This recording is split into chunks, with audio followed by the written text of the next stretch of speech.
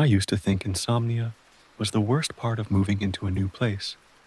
New noises, new shadows, new creaks that sound like footsteps when you're lying alone at 3 a.m., wide-eyed and exhausted. My apartment was small, just a studio, but it felt like a mansion compared to the shoebox I'd been renting before. The walls were thick, the floors were solid, and the rent was miraculously affordable. Too affordable. It came fully furnished. That should have been the first red flag. The bed was a queen size, which felt like a luxury. White frame, basic but clean. The mattress was firm, spotless, and still wrapped in plastic. I thought I'd hit the jackpot. The first night was quiet, almost too quiet. I laid in the dark, listening to my own breath echo slightly off the bare walls.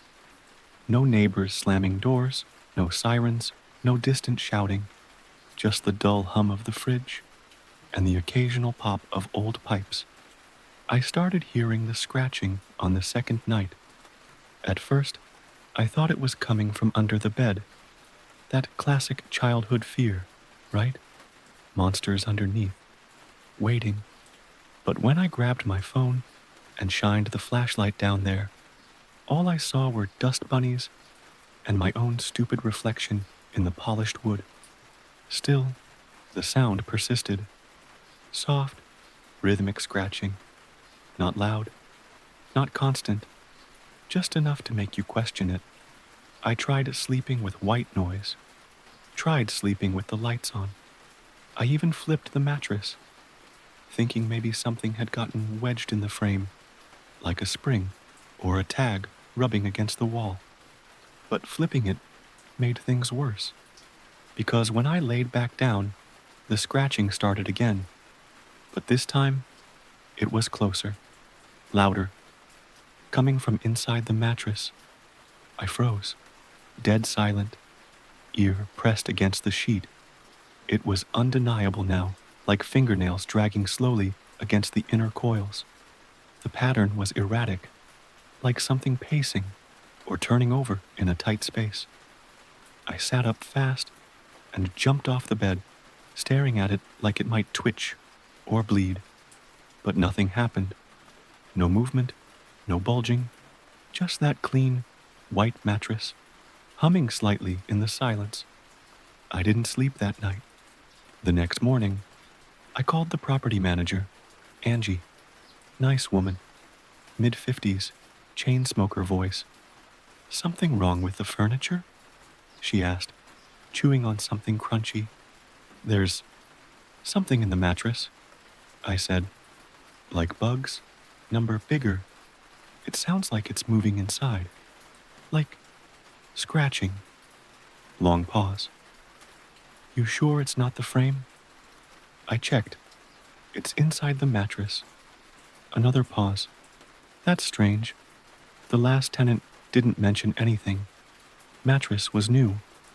I wanted to press her, ask about the last tenant, but she was already promising to send maintenance to take a look. He never came.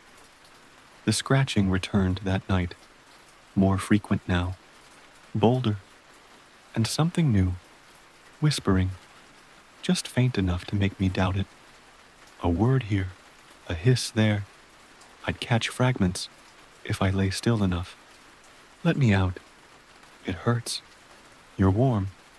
Every time I sat up, it stopped, like it knew I was listening. I started sleeping on the couch. Not that I slept much. I avoided the bed, kept my distance.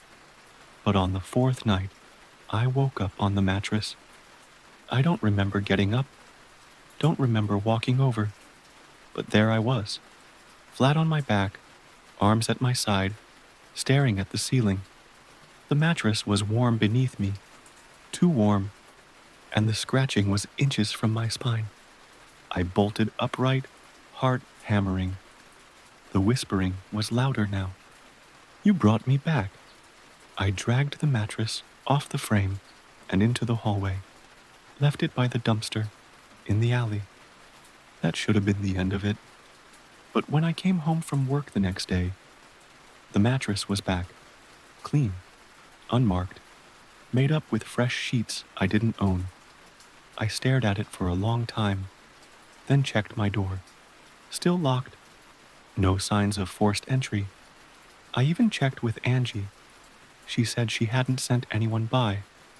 I didn't sleep that night either. The dreams started after that, if you can call them dreams. More like memories that weren't mine.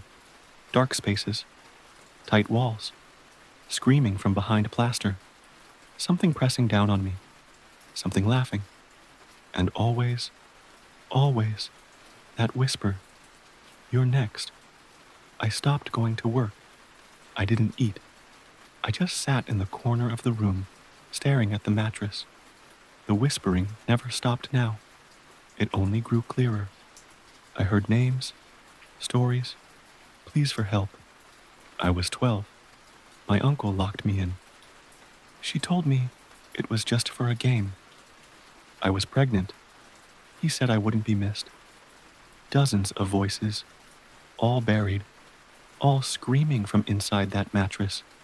I tried tearing it open. Box cutter in hand, I sliced through the seams like a madman, foam and fabric flying. But there was nothing inside, just coils and fluff. Nothing alive, nothing strange. And still, it scratched. Even now, a shredded mess on the floor. It kept scratching, as if the thing inside had moved deeper, beyond the fabric, into something under the floorboards, or worse, into me. I tried leaving, packed a bag, and walked out. But as soon as I got to the door, the knob wouldn't turn. Not stuck, not jammed, just wouldn't move. And behind me, the mattress sat whole again, pristine, waiting. Come back. I don't know how long it's been. I've smashed every mirror, covered every reflective surface. Because now, I don't just hear the whispers.